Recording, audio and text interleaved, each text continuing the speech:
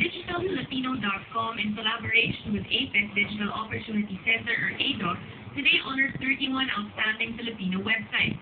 Websites in 31 categories were judged based on their ability to be noticed on the net.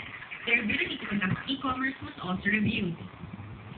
Marami kasing mga magagandang mga websites sa internet today, but unfortunately, not all of them are really getting recognized. Ay, di sila ganun ka-high-tech. Basta magaling sila mag-promote ng mga websites nila. Gusto namin sila i-recognize. So, this is a consumer choice type of award. Awardees like tourism winner Pinoy Travel Blog won for its content. Web publisher Abe Olanda said they make sure to upload pictures regularly and give specific details such as room rates and accessibility resorts to travelers. Ano talaga namin ngayon is just talaga namin is content.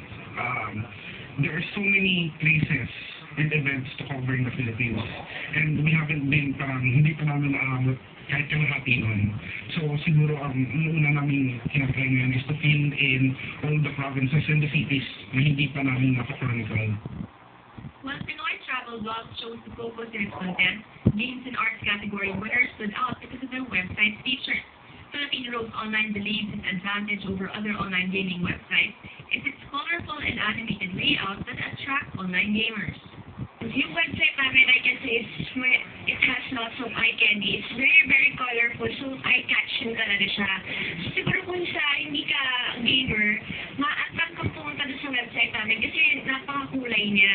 Tsaka yun nga, yung as I said earlier, may mga pinadagdag kami such as yung mouse pointer namin na it has fairy dust. Plus we have this real-time clock there. Canvas won in the arts category. The website discovers new artists through its annual online contest.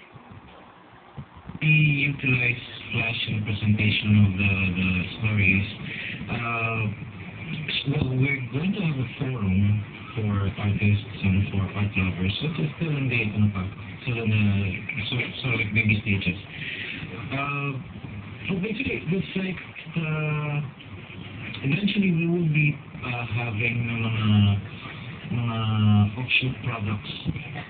FilipinoWeb.com and ADOC invite the public to maximize the internet's many capabilities to showcase the Filipino skills and at the same time promote local business ventures.